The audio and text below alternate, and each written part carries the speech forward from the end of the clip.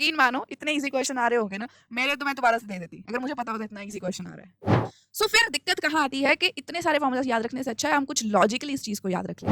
कुछ बच्चों का तो फेवरेट टास्क होता है टीचर जो पढ़ा रहा है उसमें गलतियाँ निकालना। मैम मैम आपने गलत लिख दिया, मैम आपने स्क्वायर की जगह पे क्यूब डाल दिया। ये सारा मोल कंसेप्ट ही मेरा फेवरेट है, तो मुझे तो बहुत ज़्यादा मजा आ रहा है इसको समझाते हुए और इसको करते हुए। और जब क्वेश्चन सॉल्व हो जाता है ना, एक सेटिस्फेक्शन जो आती है ना, उसका कोई मैच नहीं। ठीक है, बीच बीच में मेरी कभी पंजाबी निकल आती है तो समझ लेना।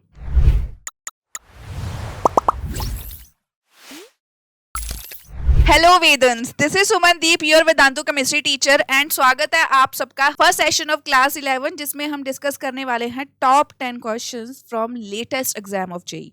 जेई का जो पेपर हुआ था 2023 में, अभी कुछ मंथ्स पहले। सो उसमें से कौन से क्वेश्चंस आ रखे हैं इन डिफरेंट शिफ्ट्स, आज हम उनको प्रैक्टिस करने जा रहे हैं ताकि हमें पता चले कि कैसे कैसे क्वेश्चंस रिपीट हो रहे हैं। एंड जब हमें पढ़ने बैठना है चैप्टर्स को, सो कौन कौन से टॉपिक्स पे हमें फोकस करना है। ठीक है, सो ये आज हम 11th का फर्स्ट चैप्टर उठाने जा रहे हैं, some basic concepts of chemistry and 10 most important questions. ठीक है, तो स्टार्ट करने से पहले अपनी कुर्सी की पेटी बांध लीजिए क्योंकि ये सेशन होने वाला है काफी ज्यादा टफ आई कैन से, और थोड़ा ट्रिकी होगा क्वेश्चन सॉल्व करने के लिए। सो साथ में नोटबुक्स एंड अपने पेन्स निकाल कर बैठो एंड सॉल्व जरूर करना है। ठीक है, बट उससे पहले जो भी हम ये प्लान कर रहे हैं या सेशंस आ रहे हैं, अभी जैसे ये 10th क्वेश्चंस की सीरीज है या इसके बाद हमारे वन शॉट्स आ रहे हैं या कोई भी अपडेट आती है, उसके लिए वो उन्हीं को आएगी जिन्होंने चैनल सब्सक्राइब कर रखा है। So please subscribe the channel and like करके बता दीजिए कि हाँ आप प्रेजेंट हो मेरी क्लास में। ठीक है, are you ready for the questions? Because I am very excited क्योंकि इसमें है मेरा मोस्ट फेवरेट टॉपिक। जिन्होंने मेरी क्लासेस अटेंड करी हैं उनको पता है मेरा फेवरेट टॉपिक कौन सा है, मोल कंसेप्ट। तो सारे क्वेश्चंस आप देखना मोस्टली फोकस मोल कंसेप्ट पे ही है, और किसी टॉपिक की तो बात ही नहीं करी है, बहुत कम।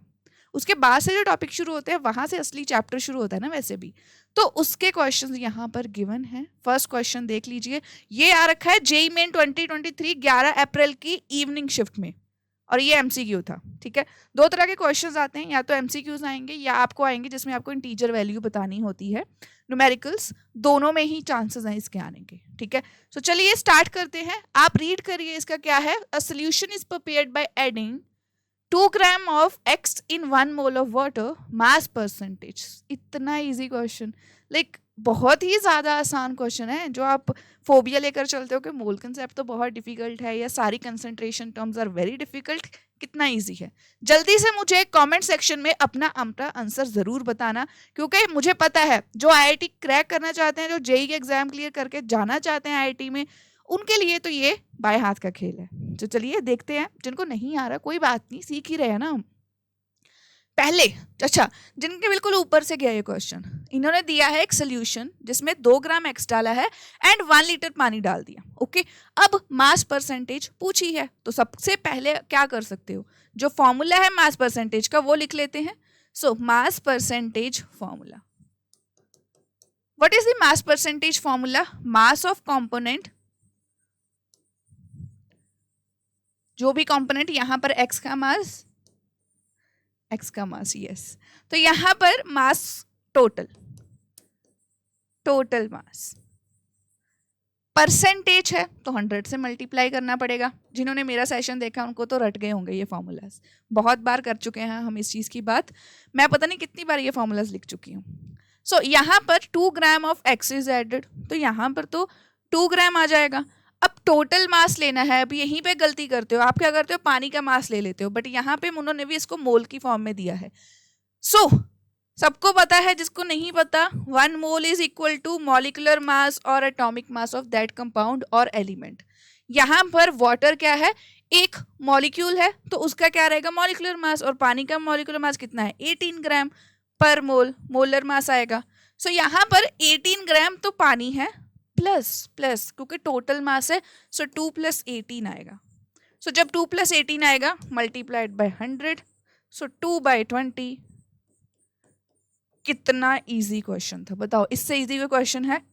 और ये आईआईटी में आया, लेजिटली ये आया हुआ है। आप बोलोगे इतना आसान क्वेश्चन में थोड़े डिफिकल्ट दो, भैया आईआईटी में जेईई मेन की इसी शिफ्ट में है लेटेस्ट ईयर में, तो कौन सी ऑप्शन सही थी? जिन्होंने आंसर दिया है बी, एब्सोल्युटली राइट, सही आंसर दिया है। तो ये क्वेश्चन वैसे भी मैंने इसलिए ऐड करा कि थोड़ा सा कॉन्फिडेंस बिल्ड हो जाए कि क्वेश्चंस इतने भी डिफिकल्ट नहीं आते। ठीक है, सो आई होप ये क्लियर है। इसको लिख लो या मैं दिखा भी देती हूँ, ये वाला फॉर्मूला है, you can apply this as well. ठीक है, अब ओके यहाँ पर अब देखो लेवल अप होता जाएगा ना, जैसे जैसे एक क्वेश्चन कर लिया उसके बाद थोड़ा टफ क्वेश्चन आएगा, बट हम सभी टाइप को कवर करने की कोशिश करेंगे। यहाँ पर 3.1500 ऑफ हाइड्रेटेड ऑक्सैलिक एसिड को डिसॉल्व करा है, 250 ml सोल्यूशन बना लिया है, उसकी कुछ मोलैरिटी आई है, रीजन बता दिया है उसका कि मोलर मास इतना है। तो क्या, अच्छा असर्शन रीजन का तो सबको आइडिया है, ये भी अप्रैल की 10 अप्रैल की इवनिंग शिफ्ट इसी साल आया है क्वेश्चन। तो चलिए अब यहाँ पर लिख लेते हैं भाई, नेक्स्ट स्लाइड पे मैं कैसे जाऊं जब मुझे ये चीजें देखनी पड़ेगी। चलो मोलैरिटी का फॉर्मूला लिख लेते हैं। मोलैरिटी का फॉर्मूला इज N/V इंटू 1000, अगर ये ml में है। अब n क्या है, number of moles, and number of moles का फॉर्मूला क्या रहता है, मास अपॉन मोलर मास, मोलर मास। और वॉल्यूम कितनी ली है, 250 ml। ठीक है, वॉल्यूम ली है 250 ml, and you can also see यहाँ पर इन्होंने लिया है 3.15 ग्राम, मतलब 3.15 ग्राम। अब ऑक्सैलिक एसिड का हाइड्रेटेड फॉर्मूला बोला है उन्होंने, देखो हाइड्रेटेड ऑक्सैलिक एसिड, तो उसका फॉर्मूला क्या होता है, COOH, COOH। ये तो ऑक्सैलिक एसिड है, जब इसके साथ 2 वाटर मॉलिक्यूल्स एक्स्ट्रा लग जाते हैं it becomes oxalic acid hydrated form में। ठीक है, सो इसका फॉर्मूला क्या बनता है, C2H2 एंड O4, यहाँ पर 2 वाटर, ये इसका फॉर्मूला बन जाता है। अब इसका मोलर मास निकालो, सभी निकाल सकते हो, दिस बिकम्स 2 है तो यहाँ पर 18 इंटू 2 36, तो ये बन रहा है 126 ग्राम, ये बन रहा है इसका मास। अब यहाँ पर ये 126 ग्राम इन्होंने मेंशन भी कर रखा है, तो it means the reason is true. वो लिंक्ड है कि नहीं वो बाद में देखेंगे, बट रीजन इज ट्रू। तो यहाँ पर 126 मैंने पुट कर दिया। अब मोलैरिटी, अब मैं अगर ये वैल्यूज डालकर 3.15 divided by 126 multiplied by 250 and 1000 कर दूं, अब इसको सॉल्व करने के बाद मेरे पास मोलैरिटी का आंसर कितना आ रहा है, मेरे पास मोलैरिटी की वैल्यू आ रही है मेरे पास 0.1 मोलर, तो ये वैल्यू आ रही है। सो क्या आपके पास ये आंसर आ रहा है, सो ये आया 0.1 मोलर, और उन्होंने दे भी रखा था कि it results in the formation of 0.1 molar solution. हाँ तो ये तो पता ही है, गिवन है, तो ठीक है हमने इसको वेरीफाई भी कर लिया कि क्या ये फैक्ट सही है या गलत। ठीक है, सो वो ठीक है, असर्शन इज राइट, रीजन के इसका मास इतना है, क्या वो राइट है। अब ये लिंक्ड है, हाँ ये लिंक्ड है इसके साथ, क्यों, क्योंकि इसकी वजह से ही हमारे पास सही आंसर आया है, सो हम इसे रीजन में कंसीडर करेंगे। सो कौन सी सही आंसर होगा हमारे पास, R is not correct, true, C option, C option is the right answer. तो समझ में आया, कुछ नहीं करना था, मोलैरिटी का फॉर्मूला पता होना चाहिए, ऑक्सैलिक एसिड का फॉर्मूला पता हो, हाइड्रेटेड का मतलब क्या है वो याद होना चाहिए, then you can easily do this. But हाँ जब हाइड्रेटेड आ जाता है फिर आपको ये भी याद रखना है कि कितने वाटर मॉलिक्यूल है, जैसे वॉशिंग सोडा में कितने रहते हैं, प्लास्टर ऑफ पेरिस में कितना है, या कॉपर सल्फेट हाइड्रेटेड फॉर्म में, या आयरन सल्फेट फेरस सल्फेट को जी हाइड्रेटेड फॉर्म में पूछ लिया, फिर तब क्या करोगे वहां पर, तो ये सब याद रख लेने हैं। ठीक है, so done with the second question as well. समझ में आ रहा है ना, तो जस्ट कमेंट सेक्शन में अपने आंसर्स जरूर लिखते जाना, बिकॉज दैट मैटर्स कि आप खुद सॉल्व कर रहे हो या नहीं। टीचर तो हेल्प करता ही है, I am just here to guide you people, but खुद आपको मेहनत करनी है। ठीक है, अब आते हैं नेक्स्ट क्वेश्चन पे। देखो इसका सोल्यूशन भी गिवन है, पीपीटी में प्रोवाइड कर दूंगी आपको टेलीग्राम ग्रुप में, don't worry about that. Next question read करते हैं, ये है मेरा फेवरेट काइंड ऑफ क्वेश्चन, जैसे मैच द कॉलम करने होते हैं ना, यहाँ पर ऐसे दे रखी थी ABCD ऑप्शन, तो मेरे पास तो स्पेस नहीं थी, तो मैंने सोचा कि चलो मैच ही कर लेते हैं। ऐसे दे रखा था A matched with 1, B matched with 2, like this, पता है ना ऐसी ऑप्शंस आती हैं, तो वो मैंने इंक्लूड नहीं करी, बट ये भी JEE मेंस 2023 में 10 अप्रैल की मॉर्निंग शिफ्ट में आ रखा है क्वेश्चन, तो अभी का क्वेश्चन है। तो देखो क्या करना है, मैच करना है सब चीज़ों। फर्स्ट मेरे पास इन्होंने क्या दे रखा है, 16 gram of CH4, 16 gram of CH4। अब CH4 का अपना मास कितना रहता है, CH4 का मास कितना रहेगा, 12 + 4 16 ग्राम, तो हाँ ये तो 1 मोल ही रहा, 1 मोल की ही बात करी है। बट अब 1 मोल क्या दिया है यहाँ पर 28, इतने इतने इतने, nothing is given. But let's see electrons, क्योंकि ये एवोगैड्रो नंबर जैसा लग रहा है, तो इसमें कितने इलेक्ट्रॉन्स हैं? 6 है कार्बन में, 4 है हाइड्रोजन में, 10 इलेक्ट्रॉन्स है ना, 10 इलेक्ट्रॉन्स है। और वहां पर इलेक्ट्रॉन्स की बात करी है, सो इसको एवोगैड्रो नंबर से मल्टीप्लाई कर दो 10 को, 6.022, 10⁻23 से मल्टीप्लाई करा, मेरे पास आ गया 16.22 10⁻23 इलेक्ट्रॉन्स। तो इतने इलेक्ट्रॉन्स है ना। सो वो मेरे पास ये मैच हो गया A with 2। कितना इजी था, क्या मुझे टाइम लगा इसको सॉल्व करते हुए? नहीं लगाना। जब प्रैक्टिस हो जाती है, एग्जाम में ये क्वेश्चन आया है एंड आपको सारे क्वेश्चन सॉल्व करने हैं फिजिक्स केमिस्ट्री एंड मैथ्स के, फिर तो इतना टाइम तो कोई भी नहीं लगाएगा, है ना, फिर जल्दी जल्दी करना पड़ता है। अब सेकंड है 1 ग्राम ऑफ हाइड्रोजन। अब मुझे रेज ही करना पड़ेगा क्योंकि नेक्स्ट पार्ट में फिर मुझे ऑप्शंस नहीं दिखेंगी। हाइड्रोजन गैस कहाँ पर यूज होती है, किसी को आइडिया है? क्या हाइड्रोजन गैस को हम यूज करते हैं? कर सकते हैं, क्यों नहीं करते? ये सारे आंसर्स, इंटरेस्टिंग टॉपिक है, इसके बारे में पढ़ना है, ठीक है। 1 gram of hydrogen, but hydrogen का अपना मास कितना होगा? 2 ग्राम। सो 1 ग्राम ऑफ हाइड्रोजन किसके इक्वल होगी? Let's see. ओके, क्योंकि ये गैस है तो इसको हम STP में देख लेते हैं। तो STP में 2 gram is equal to 22.4 litre at STP, standard temperature pressure conditions. NTP and STP का ख्याल रखना है कि STP में बोला या NTP में बोला है। ओके, यहाँ पर STP में 2 ग्राम तो इसके इक्वल है, 1 ग्राम क्या होगा? 1 डजन में 12 बनानास हैं, हाफ डजन में कितने होंगे? यही क्वेश्चन है। सो मैंने ये नंबर हाफ कर दिया तो ये भी हाफ हो जाएगा। सो क्या हो जाएगा? 11.2 लीटर। मतलब 2 ग्राम जो है उसमें इतने, वो इसके इक्वल थी 22.4 लीटर के, 1 ग्राम होगी 11.2। यहाँ पर 11.4 दे रखा है बट ये क्लोजेस्ट वैल्यू है, सो ये इसके साथ लिंक हो जाएगी, ठीक है। ये तो सबने गेस करा होगा, एक आधी ऑप्शन तो वो इजी देते ही हैं। 1 मोल ऑफ N2, N2 क्या है? गैस। नाइट्रोजन का एटॉमिक मास कितना है? 14। कितना आया? 28 ग्राम। 28 ग्राम कुछ दे रखा है? ऑब्वियसली दे रखा है, सो ये वाली ऑप्शन डन। लास्ट बचा है तो उसको तो सॉल्व भी क्या करना, हम उसे डी को मैच कर देते हैं इसके साथ। बट हमें क्वेश्चन सॉल्व करने हैं कि समझ आ जाए, तो हम इसको भी सॉल्व करेंगे। तो ठीक है, फर्स्ट ऑफ ऑल मुझे बताइए कि SO2 का मास क्या है, सल्फर का एटॉमिक मास। भाई जो जेई के बच्चे ये लेक्चर देख रहे हैं, चलो 11th वाले जो क्लास में है वो देख रहे हैं, उनका तो मैं मान सकती हूँ, बट जो जेई के बच्चे ड्रॉपर्स देख रहे हैं या 12th वाले देख रहे हैं, आपको तो याद होना चाहिए, रटा हुआ चाहिए आपके किस कौन से कंपाउंड का मास कितना है। NaOH, NaCl, HCl, H2SO4, ऐसी चीज़ें, इनके मासेस तो रटे हों। SO2 क्या है? 32 + 32 इट इज 64। यहाँ पर हाफ मोल की बात करी है। 1 मोल में अगर 1 मोल इज इक्वल टू 64 ग्राम, तो 0.5 किसके इक्वल होगा? मतलब हाफ हो जाएगा। तो हाफ ये किसके इक्वल हो गया? ये फिर 62 डिवाइडेड बाय 1 इंटू 0.5, तो ये हो गया 32 ग्राम के इक्वल। हो गया ना 32 ग्राम के इक्वल। सो ये आंसर इसीलिए था। So it matches with third. कितना इजी क्वेश्चन था, और ये जेई का है।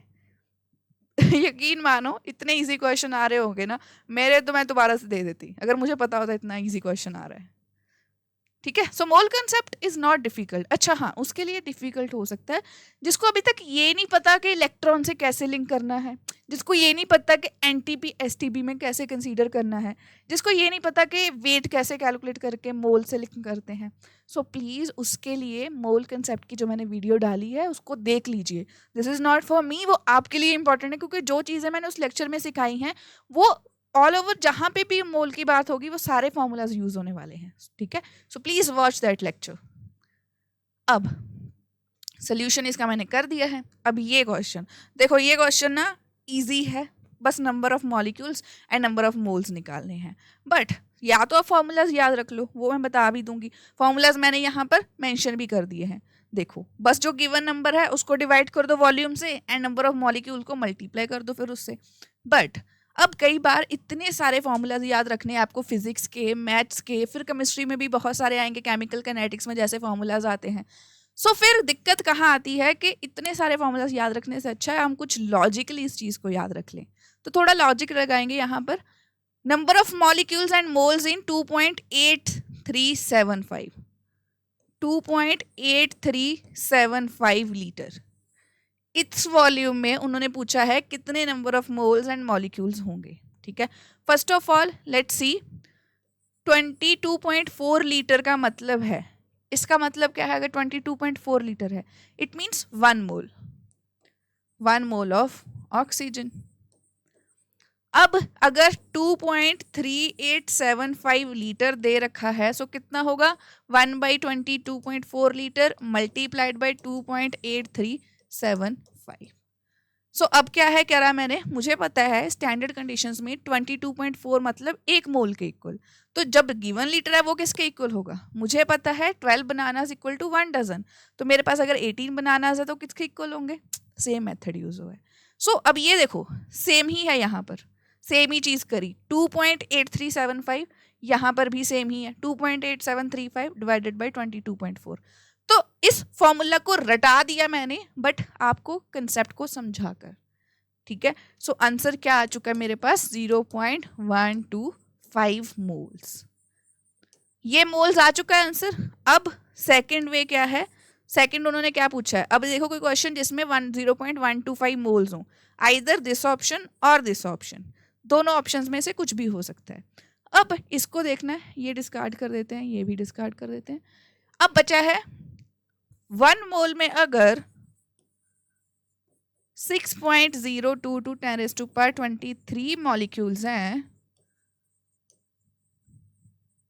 यहां पर 0.125 मोल्स में कितने होंगे 6.022 10⁻23 डिवाइडेड बाय 1 मल्टीप्लाइड बाय 0.125। एक डजन में 12 बनानास हैं तो 16 बनानास कितनी डजन में होंगे, जस्ट मल्टीप्लाई कर दो। अब वो मल्टीप्लिकेशन यहाँ पर भी वही करा है, उन्होंने बोला है कि जब भी ऐसा क्वेश्चन आए गिवन नंबर ऑफ मोल्स को उसके एवोगैड्रो नंबर से मल्टीप्लाई कर दो, बट जब रट लेते हो फिर भूल जाते हो कि यार ऊपर आना था नीचे आना था, तो इससे बेटर है कि हम क्या करें, हम सीख लें कि कैसे यहाँ पर अप्लाई हो रही है फॉर्मूला, कैसे आ रहा है। सो मेरे पास आंसर क्या आ रहा है 7.522 10⁻22 मॉलिक्यूल्स। समझ में आया? सो ये तो काफी इजी हो गया। सो कौन सी ऑप्शन सही C, option D is the right option. Okay, so this is how you do it. आपको पहले गिवन वॉल्यूम कितनी है वो लिख लेनी है, जिसको नहीं पता, जैसे आपको ये पता है 1 mole is equal to 6.022 10⁻23 molecules, ऐसे ही 1 अगर गैस हो या लिक्विड हो फिर हम ले लेते हैं लीटर्स की फॉर्म में, वॉल्यूम्स की फॉर्म में, तो 1 मोल हो जाता है इसके equal under STP standard temperature pressure conditions. तो वहां पर इतना वैल्यू है, उन्होंने वॉल्यूम दी है, अब तो वॉल्यूम के टर्म्स में ही लेंगे। अब मैं इसको तो ले नहीं सकती थी क्योंकि मॉलिक्यूल्स तो वॉल्यूम से लिंक नहीं करती मैं। सो यहाँ पर पहले लीटर वॉल्यूम ली, फिर उसको 1 मोल से करा, अब ये ऐसे कर दिया। अब ऑक्सीजन की जगह पे नाइट्रोजन आ जाए, सल्फर डाइऑक्साइड आ जाए, कार्बन डाइऑक्साइड आ जाए, अब ये रट के चले जाओगे और एग्जाम में ये क्वेश्चन तो आने नहीं वाला, फिर आप घबराए। इसी बहुत बच्चे घबराते हैं कि यार मैंने इतने क्वेश्चन सॉल्व तो कर लिए बट अब अगर एग्जाम में ये क्वेश्चन नहीं आया, और फिर आपको पता है कि जेई में या नीट में कभी भी वो क्वेश्चन पेपर्स में क्वेश्चंस रिपीट नहीं कर रहे वो, है ना। तो जब क्वेश्चंस रिपीट नहीं कर रहे सो इट मीन्स वो कॉन्सेप्ट तो रिपीट कर रहे हैं। तो जब कंसेप्ट समझ आ जाता है फिर चाहे कुछ भी दे दें, कोई भी गैस दे दें, कुछ भी किसी भी तरह ट्विस्ट करके पूछ ले, आप निकाल सकते हो। और ये चीजें तभी कर सकते हो जब आपको मोल कंसेप्ट की अच्छे से नॉलेज है। ठीक है, डन। सो इसका सोल्यूशन इजी सा ये है। अब जो बच्चे, देखो ये तो मैंने समझाने के लिए करा, अगर मैं भी होती मैं सीधा इसी पॉइंट पे पहुंच जाती, और ये चीज़ें तब दिमाग में एकदम बैठ जाती हैं जब बार बार प्रैक्टिस करते हो। ऐसे 100 क्वेश्चंस करे होंगे जिस बच्चे ने, देखो 2 साल होते हैं आपके पास 11th 12th, 2 साल में अगर आप मोल कंसेप्ट के 100 क्वेश्चंस नहीं कर पाए, करने पड़ेंगे, है ना। So good if you are doing such things. ये क्वेश्चन तो इतना कॉमन है, इतना कॉमन है, ये फॉर्मूला जब आप खुद भी करते हो, मुझे रीड करने की भी जरूरत नहीं है, मैंने एक वर्ड रीड कर लिया न्यूट्रलाइज, तो उसके लिए फॉर्मूला यही यूज होता है। और आप लोग कंफ्यूज क्यों जाते हो कि आप लोगों ने ये इमेजिन नहीं करा होता, और ग्रेजुएशन लेवल में जाकर इसके एक्सपेरिमेंट्स करवाए जाते हैं, एक्सपेरिमेंट के टाइम पे आपको पता चल जाता है। अब आपने देखा होगा जब 2 कलरलेस लिक्विड को मिक्स करते हैं वो फिर पिंक कलर का हो जाता है ना। एक्सपेरिमेंट्स की शॉर्ट्स देखे होंगे, रील्स देखी होंगी, सबसे इजी वो यही होता है न्यूट्रलाइजेशन। अब यहाँ पर देयर इज अ कैच। यहाँ पर कैच क्या है, हमें दे दिया है 0.02 मोलर एक्वस HBr। ओके, तो यही फॉर्मूला लगना चाहिए वैसे तो, M1V1 इक्वल टू M2V2। मुझे दे दिया है 0.02, वॉल्यूम मुझे नहीं पता, टू न्यूट्रलाइज 10 ml, इसकी वॉल्यूम 10 ml, और उसकी मोलैरिटी दे रखी है 0.01 मोलर ऑफ BaOH ट्वाइस। अब यहाँ पर कुछ बच्चे इसका गलत आंसर देंगे, यहाँ जिसने ये गलती यहाँ पर नहीं समझी वो गलत आंसर देगा हमेशा। तो किसी को समझ में आ रहा है मैंने यहाँ पर कौन सी गलती करी है? Can you find it out? कुछ बच्चों का तो फेवरेट टास्क होता है टीचर जो पढ़ा रहा है उसमें गलतियाँ निकालना। मैम आपने गलत लिख दिया, मैम आपने स्क्वायर की जगह पे क्यूब डाल दिया, है ना। सो वो सब करना तो फेवरेट रहता है। अब तो मैं खुद चांस दे रही हूँ क्योंकि आई वांट टू नो कि आपको कितनी नॉलेज है इस चीज़ की। सो क्या आप मुझे बता सकते हो क्या आएगा इसमें? सोचो, चलो मैं ही बता देती हूँ। देखो, जो BaOH ट्वाइस है ना, इसमें है 2OH नेगेटिव दे रहा है, so for this N value is 2। But जो HBr है वो तो सिर्फ सिंगल H पॉजिटिव दे रहा है, सो उसके लिए N की वैल्यू क्या है? 1। तो ये वैल्यू तो डबल है, तो मतलब मेरे डबल लग रहे हैं HBr के molecules to neutralise BaOH twice, है ना। अब मुझे क्या करना पड़ेगा, मैं मोलैरिटी नहीं ले सकती। जब भी ऐसा कुछ सीन आ जाता है फिर मुझे कंसीडर करनी पड़ती है नॉर्मेलिटी, नॉर्मेलिटी कंसीडर करनी पड़ती है। फिर ये फॉर्मूला क्या बन जाता है? फिर ये फॉर्मूला बन जाता है, अब मैं,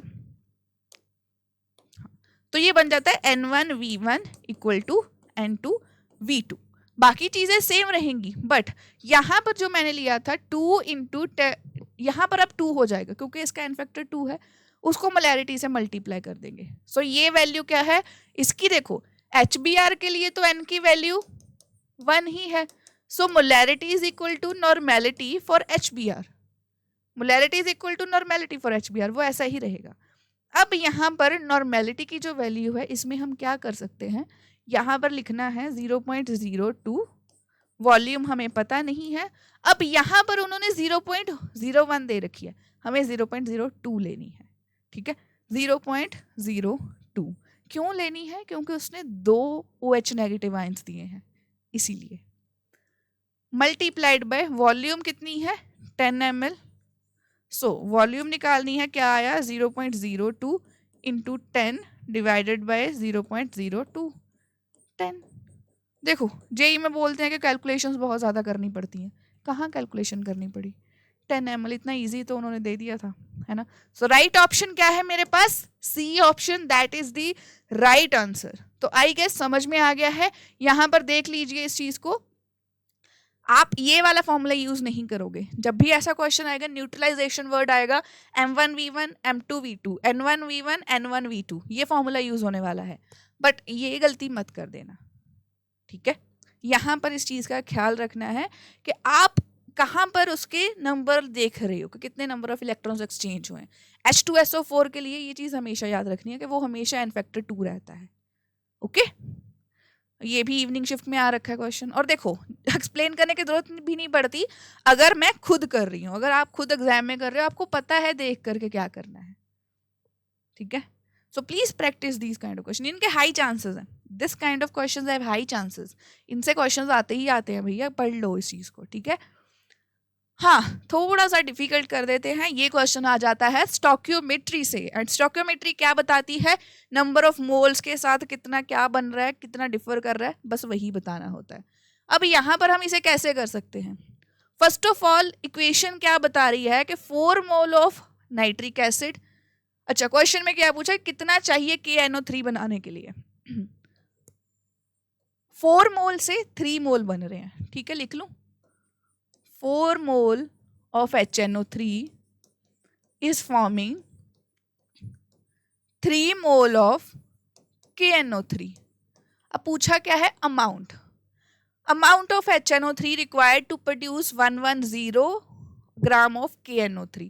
अब एग्जाम में सोचो मैम, मुझे तो KNO3 का याद ही नहीं है मॉलिक्यूलर मास कितना है, उन्होंने आपको दे रखा है, you can calculate by yourself, ठीक है। सॉरी। सो यहाँ पर आप पहले number of moles is equal to mass upon molar mass का फॉर्मूला लगाओ। मास आपको कितना दे रखा है 110.0, इसका मोलर मास निकालना है। अब KNO3 का K plus N plus 3 oxygen, K का कितना दे रखा है 39 प्लस नाइट्रोजन का कितना है 14, 3 ऑक्सीजन है तो 48। आई गेस ये आ रहा है 101 ग्राम। मुझे तो चलो याद भी है, I am just telling you, ऐसे कैलकुलेट करते हैं, ठीक है। सो ये आ गया 101। अब इसको कैलकुलेट करो तो क्या आंसर आ रहा है मेरे पास, कितना वैल्यू आएगा। सो ये आ रहा है 1.089 मोल्स। ये मैंने मोल्स की टर्म में लिया है। देखो क्योंकि मेरे पास यहाँ तो मोल्स की टर्म में है तो मैंने ऐसा ही करा 1.089 मोल्स। अच्छा, अब इसको कैसे करना है, इसको घुमा के लिख लेते हैं।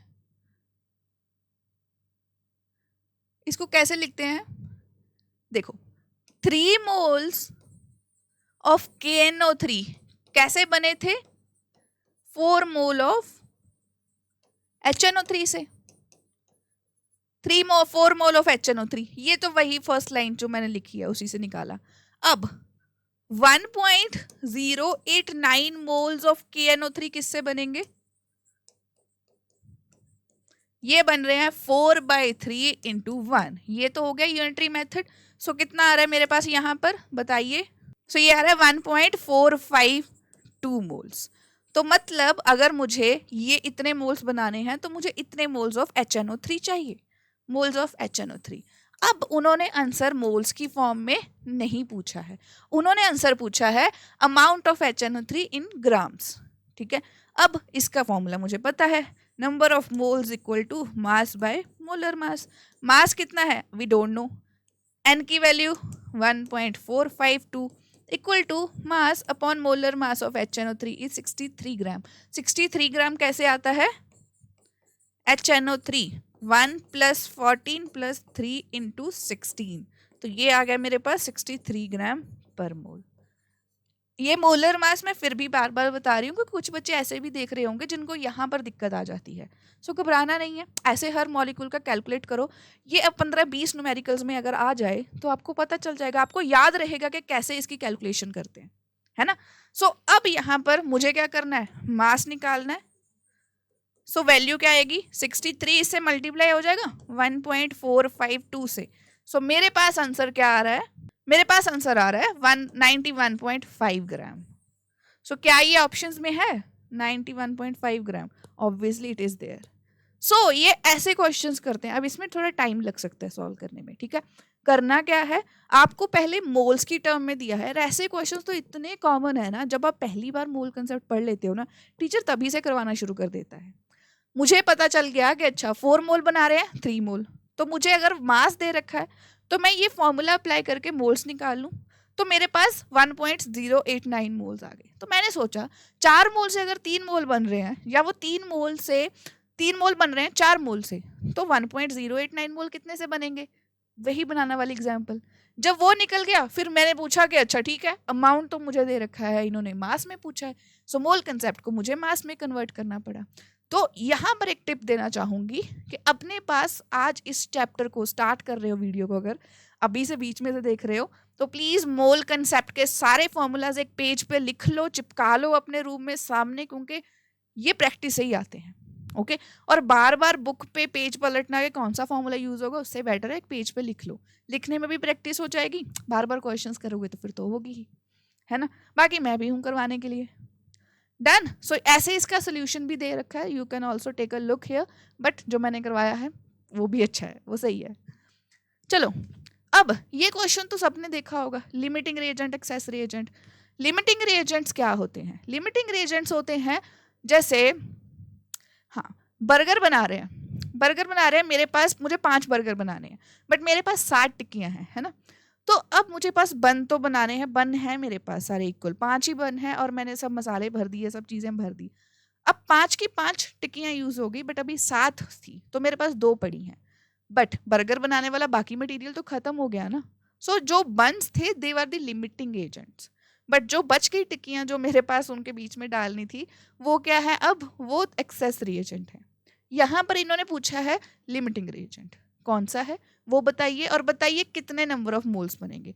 तो कितने बर्गर बनेंगे वो ये इस चीज पे डिपेंड नहीं कर रहा कि टिक्कियां कितनी पड़ी थी, मेरे पास 7 पड़ी थी, उस चीज पे डिपेंड नहीं कर रहा। वो डिपेंड कर रहा है कि मेरे पास बन कितने थे, मतलब लिमिटिंग रिएजेंट कितना था। तो जितना बनेगा NH3 वो डिपेंड करता है कि कितना मेरे पास लिमिटिंग रिएजेंट था।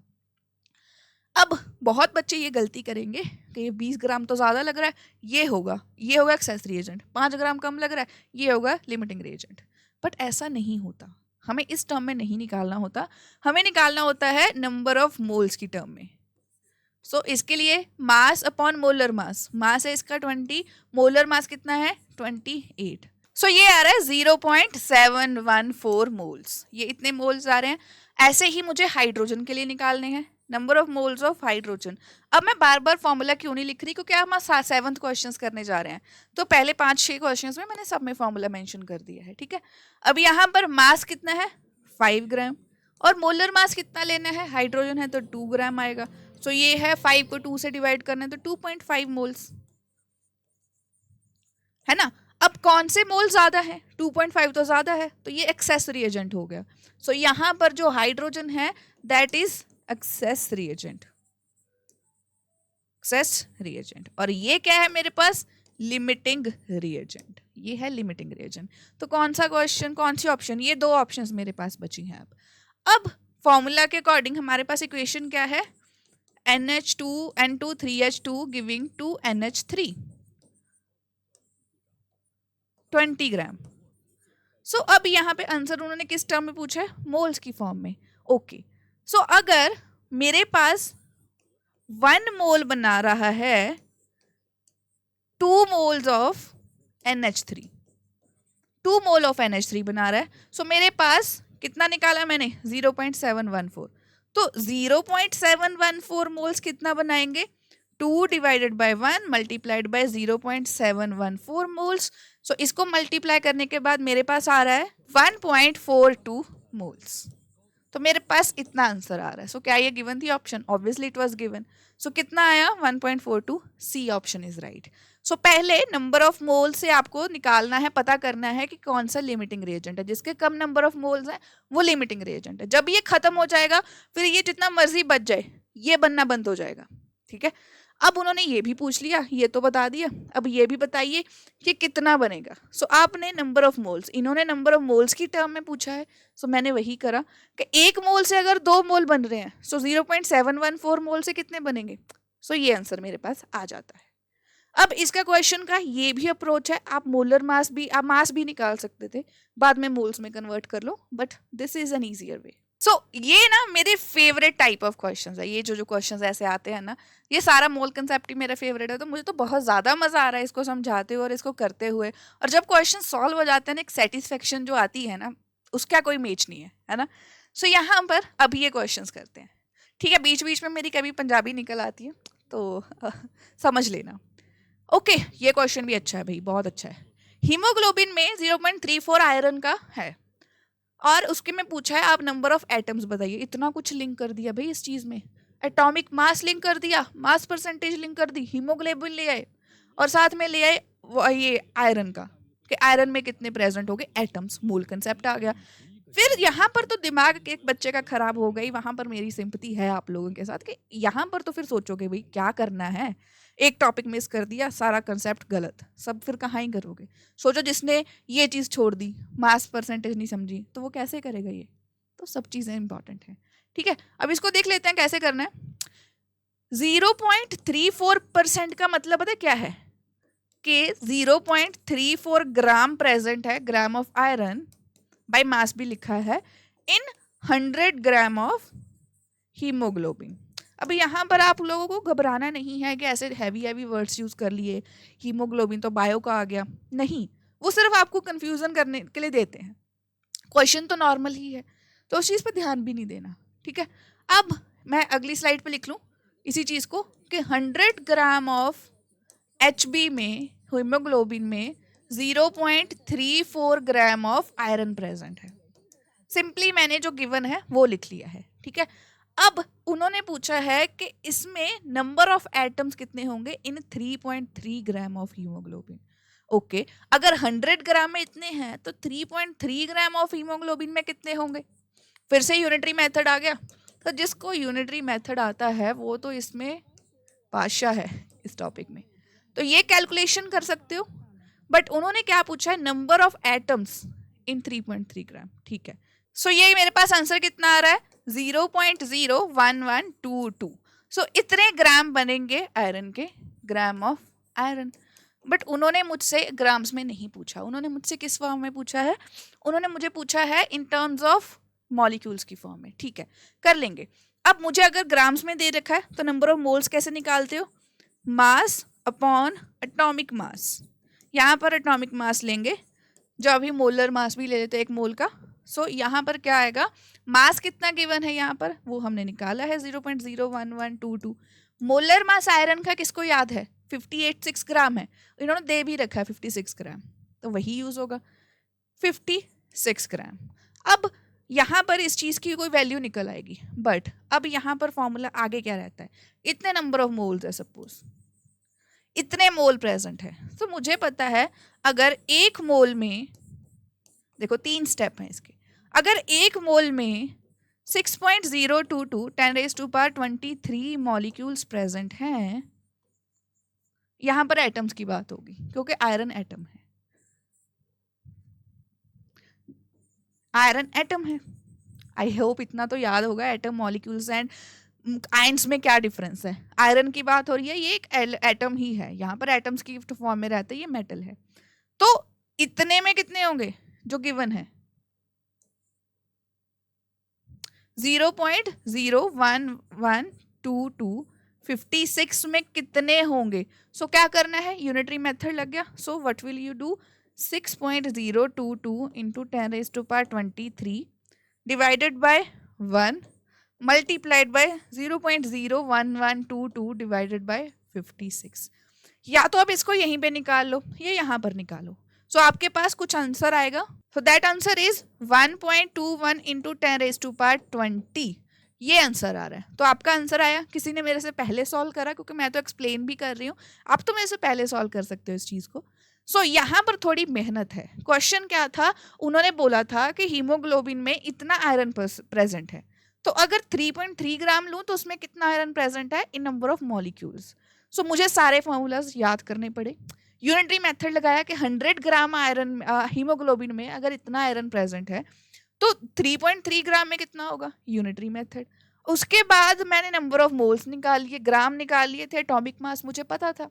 वो होने के बाद मैंने फिर से यूनिटरी मेथड लगाया कि 1 मोल में अगर इतने एटम्स हैं तो इतने मोल्स में कितने एटम्स होंगे? 1.21 आ गया आंसर। तो कोई ऑप्शन है? 1.21 10⁻20 आया है। सो सी इज द राइट आंसर। सो कितना इजी है ये, है ना? इसको समझना, इसको करना बहुत ही इजी हो जाता है मेरे लिए। ठीक है, अब आती है नेक्स्ट क्वेश्चन की बात, सेकंड लास्ट क्वेश्चन। सो मजा आ रहा है, आई गेस सबको समझ में आ रहा होगा। अच्छा हाँ, इसका सोल्यूशन यहाँ पे भी गिवन है, उन्होंने सारी कैलकुलेशन एंड में कर रखी है और यहाँ पर सीधा फॉर्मूला लगा दिया है। सो आप फॉर्मूला भी याद कर सकते हो। अब नेक्स्ट क्वेश्चन, अरे देखो सिग्निफिकेंट फिगर से भी क्वेश्चन आया है, तभी मैंने ऐड कर लिया कि मोल कंसेप्ट बहुत ज़्यादा हो गया था, कुछ इजी सा कर लेते हैं। सो यहाँ पर मेरे पास एक नंबर दिया है एंड मेरे पास कुछ आंसर आना चाहिए। सो मेरे पास आंसर आ रहा है 0.00561। देखो सिंपल मल्टीप्लिकेशन है, मुझे आंसर याद था। अब मुझे चूज करना है कि इनमें से कौन सा आंसर सही है। ठीक है, इसका आगे तक सपोज 3 भी आ गया। अब मुझे ये समझना है कि कितने सिग्निफिकेंट फिगर्स बीच में रखने हैं। एक आंसर गलत कर दिया ना, यहाँ पर एक डिजिट को इधर उधर कर दिया, -1 हो जाएगा नंबर आपका, है ना? उस चीज़ को कैसे अवॉइड करते हैं आप? अब इसमें कितने दे रखे हैं? नंबर इज 0.02858 मल्टीप्लाइड बाय 0.112 0.5702, ये चीज़ है यहाँ पर। अब इसमें तो 1 2 3 4, इसमें कितने हैं? 4, इसमें 3। तो जितने मिनिमम सिग्निफिकेंट फिगर्स होते हैं किसी फिगर में, उससे ज़्यादा नहीं होने चाहिए। तो अगर इसमें 3 है तो किस में 3 है? इसके मतलब 3 रखने हैं। इसमें तो 4 है, इसमें 3 है। सो this is the right answer. ये दोनों नहीं होंगी, आप 0.00 करके इसको 3 बोल लो, ऐसे नहीं होगा। जितने मिनिमम होते हैं उतना ही आपके आंसर में होना चाहिए, ठीक है। So B was the right answer. और ये देखो जेईई मेन 2022 में आ रखा है, जून की शिफ्ट में, और जून का आपको लगता है कि डिफिकल्ट होता है, देखो कितना इजी क्वेश्चन डाल रखा था, है ना। सो ये तो बहुत ही इजी था, है ना। अब इसके लिए यहाँ पर एक्सप्लेनेशन भी दी है कि reported answer shouldn't be precise than the least precise term, इसीलिए ये आंसर राइट है। नेक्स्ट एंड लास्ट क्वेश्चन है ये जेईई मेंस 2022 का 26 जुलाई को। Okay, morning shift, done. Density दे रखी है, डेंसिटी कितनी है 1.0 ग्राम पर मिलीलीटर। ओके, मोलैरिटी निकालनी है, मोलैरिटी दे रखी है। ओके, और आपको पता है मोलैरिटी 3 मोलर का मतलब क्या है, 3 मोल्स ऑफ NaCl प्रेजेंट है कितने में, 1 लीटर ऑफ वाटर में, 1 लीटर ऑफ वाटर में प्रेजेंट है। सो यहाँ पर आपको पता है डेंसिटी का फॉर्मूला क्या है, मास बाय वॉल्यूम। तो टोटल सोल्यूशन की डेंसिटी दे रखी है, टोटल सोल्यूशन की वॉल्यूम आपको पता है, तो मास निकल आएगा। तो मास जो है डेंसिटी इंटू वॉल्यूम, डेंसिटी कितनी है 1.0 इंटू वॉल्यूम कितनी है 1 लीटर, और 1 लीटर को यहाँ पर मिलीलीटर में है तो मुझे 1000 में लेनी पड़ेगी, 1000 ml। सो मेरे पास आ गया 1000 ग्राम। तो मेरे पास 1000 ग्राम आ गया है NaCl का यूज करा है। अब मुझे निकालनी है मोलैलिटी ऑफ सोल्यूशन। अब मोलैलिटी के लिए क्या चाहिए मुझे, मोलैलिटी का फॉर्मूला लिखते हैं, number of moles of solute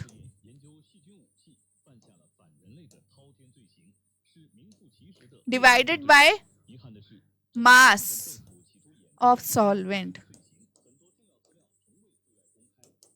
in KG. अगर केजी में नहीं है तो 1000 से मल्टीप्लाई करेंगे हम। ओके, यहाँ पर मास ऑफ सोल्यूट कितना निकाला हमने, हमने मास ऑफ सोल्यूट निकाला है यहाँ पर, कि यहाँ पर हमारे पास 1000 ग्राम ऑफ NaCl आ गया था, ठीक है। तो ये क्या है, मास ऑफ सोल्यूशन कितना आया था। अब इस फॉर्मूला में जो चाहिए वो नहीं है हमारे पास, मास ऑफ सोल्यूशन कितना है 1000 ग्राम, बट NaCl के कितने दे रखे हैं 3 मोलर। मैंने क्या बताया था, 3 moles of NaCl are present. So 3 mole से मैं क्या कर सकती हूँ, यहां से 3 मोल से N is equal to mass upon molar mass. So N मुझे 3 दे रखा है, मास मुझे निकालना है, एंड मोलर मास यहाँ पर कितना है इसका 23 को ऐड करो 35.5 से, मेरे पास आ जाता है 58.5। तो मास कितना आ गया मेरे पास टोटल 175.5 ग्राम। तो इतना मास तो मेरा सॉल्ट सोल्यूट का प्रेजेंट है, सॉल्ट का। यहाँ पर मेरे पास टोटल इतना है। सो मुझे अगर मास ऑफ सॉल्वेंट निकालना है तो क्या करना पड़ेगा, इसमें से मैं माइनस कर दूं सोल्यूट के लिए। सोल्यूट का कितना है 175.5 ग्राम। अब इसको सब्सट्रैक्ट करके जो आंसर आ रहा है that is mass of solvent हमारे पास आ रहा है। सो ये वैल्यू कितनी आ रही है 824.5 ग्राम, इतनी वैल्यू आई है। तो यही मुझे यहाँ पर चाहिए थी। अब मैं डाल सकती हूँ number of moles of solute, कितना सोल्यूट है वो मुझे ऑलरेडी पता है, दैट इज 3 मोल, है ना, 3 मोल्स गिवन है। सो 3 डिवाइडेड बाय 824.5 इंटू 1000। अब ये करके मेरे पास आंसर कितना आ रहा है 3.638 मोलल सोल्यूशन है ये। तो इतनी मेरे पास मोलैलिटी निकल आई। तो मैंने कैसे कैलकुलेशन करी, मोलैलिटी से मुझे मोलैलिटी पे आना था। दोनों में number of moles of solute तो सेम रहेंगे, बट वहां पर जहां वॉल्यूम यूज होती है यहां पर हमारे पास यूज होता है मास ऑफ सॉल्वेंट, है ना। सो यहाँ पर मास ऑफ सॉल्वेंट मैंने ऐसे करके निकाल लिया। पहले मैंने डेंसिटी फार्मूला से सोल्यूशन का मास निकाला, फिर मैंने सॉल्वेंट का मास उससे सब्सट्रैक्ट करके निकाला सोल्यूट की वैल्यू को, फिर तो मोलैरिटी का फॉर्मूला ही है। सो ये क्वेश्चन तो आपके CBSE बोर्ड के जब टेस्ट होते हैं उसमें भी आते हैं ऐसे क्वेश्चंस, ठीक है। तो आज हमने टोटल कर लिए क्वेश्चंस, तो मेरे पास आंसर आना चाहिए। So we are getting this answer. अब ये 3.683 है मेरे पास, 338 है, हाँ। तो उन्होंने नियरेस्ट इंटीजर की फॉर्म में पूछा है, सो ये बनता है 364 लिख रही हूँ इसको मैं फिर, ठीक है, क्योंकि उन्होंने -2 कर दिया है। -2 करना है, इसको इधर लेके जाना पड़ेगा। सो इधर ये फॉर्मूला दिया है, इसमें मत जाओ, just what ever I taught you उस चीज को करना है। तो आज हमने सारे जो क्वेश्चंस करे हैं तो आपको आइडिया लगा। एक चीज सबसे ज्यादा बार बार आ रही है, मोल्स मोल्स मोल्स। पूरा चैप्टर ही सिर्फ मोल कंसेप्ट के लिए बना है, सम बेसिक कंसेप्ट्स हैं। तो ये जो कंसेप्ट्स लगाकर सारे क्वेश्चंस हैं इतने ज़्यादा इंपॉर्टेंट है, जितने कर लोगे उतने कम है। और ये सारे सिर्फ लास्ट सीजन के जो लास्ट सेशन में हुआ था एंड जो 2023 में हुआ है, ये लेटेस्ट थे। इनके क्वेश्चंस के हिसाब से अब जब पढ़ने बैठोगे आपको प्रैक्टिस करनी है। अब नेक्स्ट सेशन में मिलेंगे स्ट्रक्चर ऑफ एन एटम के नए क्वेश्चंस के साथ। एंड वो जो चैप्टर है वो इतना इजी है और उसकी वेटेज जो है वो सबसे ज़्यादा है जेईई एग्जाम में, अगर आप पैटर्न देखो तो। ठीक है, तो I am very excited for next chapter as well. अगर आपको अच्छा लगा तो शेयर कर दीजिए, सब्सक्राइब करना नहीं भूलना है। एंड ये जो मैंने करवाया है, I am sharing the PPT in a Telegram link, तो ज्वाइन कर लीजिए। मैंने लिंक मेंशन कर दिया है डिस्क्रिप्शन बॉक्स में। But that's all for today, thank you so much for watching, bye bye.